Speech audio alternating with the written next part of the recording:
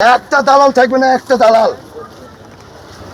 গরিব মানুষের প্রতি অন্যায় অবিচার করবেন আপনারা, আর আপনারা বলবেন আমরা সবাই নতুন। আসসালামু আলাইকুম। আজকালের খবর থেকে আমি চিফ রিপোর্টার বাজিদ বোস্তামি বলছিলাম। আপনারা দেখছেন দর্শকবৃন্দ, রাজশাহী এমার্জেন্সিতে আমরা এসেছি এবং আমাদের কাছে অভিযোগ আছে, সিআইডি গোয়েন্দা অনুযায়ী আমাদের কাছে প্রত্যেকটা রিপোর্ট আছে।